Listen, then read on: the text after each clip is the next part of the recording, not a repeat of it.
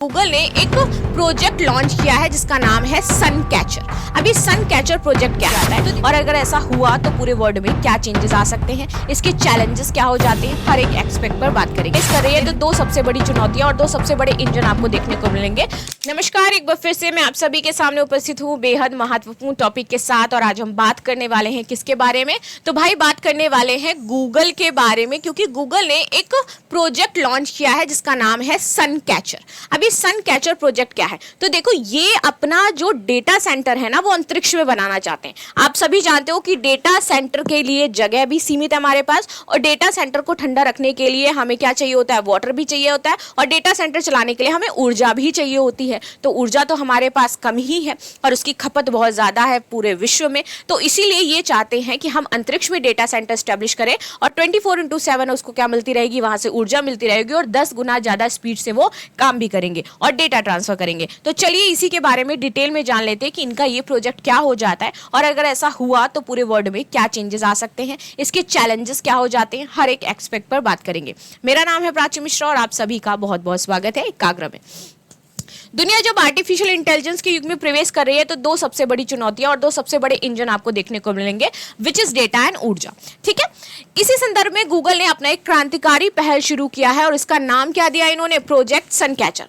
अब ये प्रोजेक्ट धरती से परे अंतरिक्ष में सौर ऊर्जा से संचालित डेटा सेंटर स्टैब्लिश करेगा, जिसमें ऊर्जा की जरूरत नहीं होगी। ये वाले वो सौर ऊर्जा से आपके चलते रहेंगे और ये जीरो कार्बन एमिशन करेगा। जीरो कार्बन एमिशन करेगा, यानी कि हमारा जो सतत विकास का लक्ष्य है वो भी पूरा होगा, क्योंकि बिल्कुल भी कार्बन इसमें नहीं आपका निकलेगा, ना ही उत्सर्जित होगा। Right, zero carbon emission. Project जो सन कैचर है वो गूगल पर एक space based AI computing infrastructure mission है, जिसका उद्देश्य है कि अंतरिक्ष में सौर ऊर्जा को संचालित करके कृत्रिम बुद्धिमत्ता डेटा सेंटर लगाना।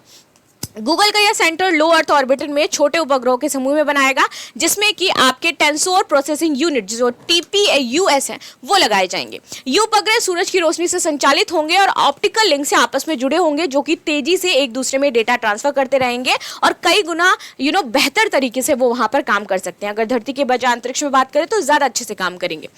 इसमें देखो क्या है, तो क्लीन एनर्जी पर चलाना ये चाहते हैं। ये नहीं चाहते कि भैया भारी भरकम जो खपत है बिजली की कोयला के द्वारा ये कैसे कैसे करके उत्सर्जित करी जाए। हम चाहते हैं कि सिर्फ और सिर्फ हम सूर्य की रोशनी का यूज करें और अपने डेटा सेंटर को चलाएं, जिससे कि 100% हमें सौर ऊर्जा मिलेगी और 0% कार्बन एमिशन होगा।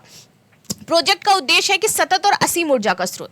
अंतरिक्ष में सूर्य की ऊर्जा लगभग 8 गुना ज्यादा उपलब्ध होती है, यानी कि निरंतर इनमें ऊर्जा मिलती रहेगी, यानी कि बैटरियों को जो आवश्यकता है वो बहुत कम होगी। एआई कंप्यूटिंग का नया स्केल। तो इसके लिए भविष्य में ये अंतरिक्षीय जो सर्वर है और पृथ्वी के क्लाउड सर्वर है, इसे मिलाकर के एक प्लैनेट स्केल एआई इंफ्रास्ट्रक्चर बना सकते हैं। टीपीयू गूगल द्वारा विकसित एआई एक्सेलरेटेड चिप है, जो मशीन लर्निंग और डीप लर्निंग एल्गोरिदम में अत्यधिक गति से इसे प्रोसेस करता है। गूगल ने ट्रिलियम जनरेशन टीपीयूज का परीक्षण अंतरिक्ष विकिरण स्थितियों के लिए किया है। टेस्ट के दौरान इन चिप्स पर कोई स्थायी डैमेज नहीं पाया गया, जिससे ये सिद्ध हुआ कि ये चिप्स स्पेस रेडिएशन रेजिस्टेंस है, यानी कि स्पेस रेडिएशन में इसका कुछ भी बिगाड़ नहीं सकते, ना ही ये खराब हो सकती है, उसको ये रेजिस्ट करता है, रोकता है। ठीक है, सिस्टम डिजाइन और इंजीनियरिंग चुनौतियां। अब यहाँ पे कुछ चुनौतियों का सामना करना पड़ेगा, जैसे कि इंटर सैटेलाइट ऑप्टिकल कम्युनिकेशन। उपग्रहों के बीच डेटा ट्रांसफर के लिए ऑप्टिकल लिंक्स का उपयोग करना होगा। प्रत्येक लिंक की स्पीड होगी 1.6 टेराबाइट प्रति सेकंड। उपग्रह एक दूसरे से किलोमीटर से भी कम दूरी पर उड़ेंगे ताकि सिग्नल लॉस कहीं ना हो जाए। Orbit synchronization. अब देखो यहाँ पर सन सिंक्रोनाइजेशन ऑर्बिट में होगा ताकि हमेशा सूर्य का प्रकाश बना रहे और 100 से 200 मीटर जो दूरी है वहीं पर ये आपस में कनेक्ट रहेंगे, यानी कि सघन संरचना होगी। Thermal radiation control. अंतरिक्ष में तापमान और रेडिएशन लगातार घटते बढ़ते रहते हैं, तो अब हमें ये टीपीयू जो विकिरण है वो बहुत सहनशील बनाना होगा। और जब इन्होंने स्टार्टिंग में एक्सपेरिमेंट किया तो ये पाया गया कि ये 15 गुना तक ज्यादा सहनशील है, यानी कि पास हो गया था वो इस चीज में। इकोनॉमिक वायलेबिलिटी। 2030 तक अंतरिक्ष की लॉन्च करने की लागत है उपग्रहों को, वो आपकी $200 पर केजी से भी कम हो जाएगी। तो यहाँ पे बोला जा रहा है कि उस स्थिति में चाहे आप पृथ्वी पर डेटा सेंटर स्टैब्लिश करें, चाहे आप अंतरिक्ष पर, दोनों की कॉस्ट सेम ही होगी 2030 तक। टाइमलाइन और सहयोग। तो साझेदार कंपनी प्लैनेट लैब्स है। 2027 में इसका पहला प्रोटोटाइप आ जाएगा। 2 सैटेलाइट लॉन्च होंगे, एआई टास्क और इंटर सैटेलाइट लिंक। ठीक है, सफल होने पर यह प्रणाली आपकी गीगावाट लेवल सैटेलाइट कॉन्स्टलेशंस में विस्तार की जाएगी। वैज्ञानिक। तो प्रोजेक्ट सन कैचर से प्रेरणा गूगल के मून शॉट प्रोजेक्ट से मिलती है, जहां पे वायुम स्वचालित है, गूगल क्वांटम है, स्पेस बीआई एआई इंफ्रास्ट्रक्चर है। तो इसका काम ही है कि हमें इम्पॉसिबल को पॉसिबल में बदलना है।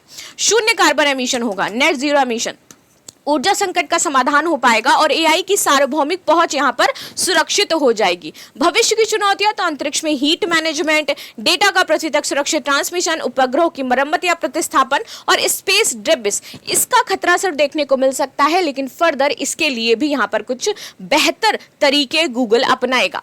प्रोजेक्ट की बात कर लेते हैं तो ये गूगल का सबसे महत्वाकांक्षी प्रोजेक्ट है। मानव सभ्यता में एक नई ऊर्जा ला करके रख सकता है, एआई के क्षेत्र में बड़ा कदम है।